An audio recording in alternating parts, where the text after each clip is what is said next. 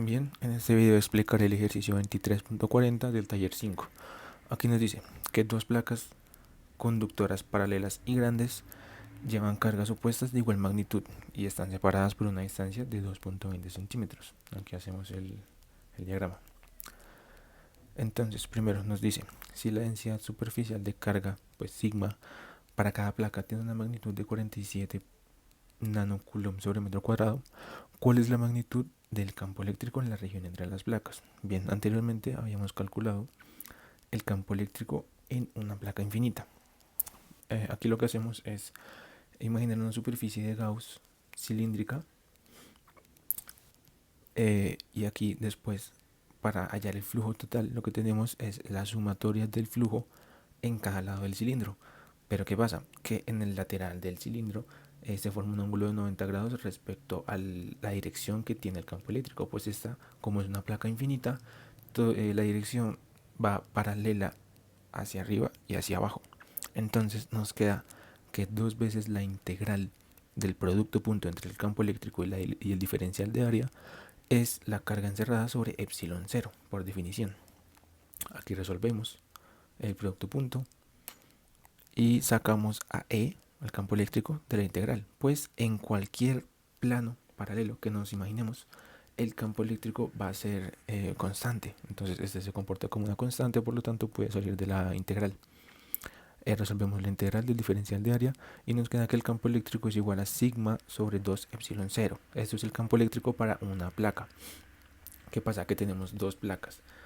Entonces en medio entre las dos placas, como son de diferente signo, las flechas van hacia una dirección.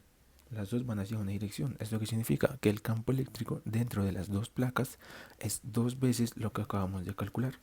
Esto nos da entonces que el campo eléctrico entre las dos placas es sigma sobre epsilon 0. Sigma lo tenemos, ya no nos da el ejercicio, entonces simplemente lo reemplazamos. Y epsilon 0 pues es la constante de permitividad del vacío, que también la tenemos. Es así que obtenemos que la magnitud del campo eléctrico es 5310,73 newton sobre coulomb. Aquí hacemos un pequeño análisis. Arriba nos queda newton metro cuadrado coulomb y abajo nos queda metro cuadrado coulomb cuadrado. Esto se cancela y queda newton sobre coulomb. Entonces está correcto. Listo. Entonces, el literal B nos dice: ¿cuál es la diferencia de potencial entre las dos placas? Bien, tenemos que el potencial, que depende de una distancia, está definido por la energía potencial, que depende de la distancia, sobre una carga de prueba. Pero esta energía potencial es esto, que es K, la carga por una carga de prueba, sobre la distancia. Aquí lo que hacemos es multiplicar arriba y abajo por D. Es un pequeño truco para poder verlo mejor, y es que tenemos KQ sobre distancia al cuadrado. ¿Y esto qué es? Esto es la fórmula del campo eléctrico. Entonces simplemente reemplazamos y nos queda el campo eléctrico por una carga de prueba por la distancia sobre otra carga de prueba. Estas cargas de prueba se cancelan y nos quedan que el potencial que depende de la distancia es igual al campo eléctrico por esa distancia. Pero bien, el ejercicio nos dice es hallar cuál es la diferencia de potencial entre las dos placas. Entonces, lo que tenemos que hacer es situar un punto de referencia, que en este caso lo sitúo aquí, y tenemos una distancia. Entonces el potencial en esa distancia menos el potencial en el punto de referencia es igual a el campo eléctrico por la distancia. Pero en este caso pues la distancia ya la tenemos, que es 2.2 centímetros, 2.2 centímetros, sí. Entonces simplemente es la potencia que depende de esa distancia. Entonces reemplazamos el campo eléctrico, que ya lo habíamos hallado aquí arriba, 5310,73 newton sobre coulomb, por la distancia en metros, ya que nos la habían dado en centímetros, la pasamos a metros, y esto nos da 116,84 voltios. Esa es la diferencia de potencial entre las dos placas. Esto. Y ya por último nos dice, si la separación entre las placas se duplica mientras la densidad superficial de carga se mantiene constante en el valor que se obtuvo en el inciso A, ¿qué sucede con la magnitud del campo eléctrico y la diferencia de potencial?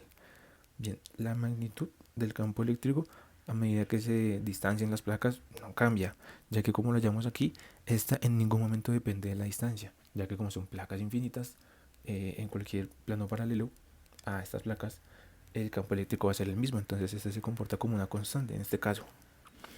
Y nos dice, y la diferencia de potencial. ¿Qué pasa con la diferencia de potencial? Bueno, en este caso, si la distancia se duplica,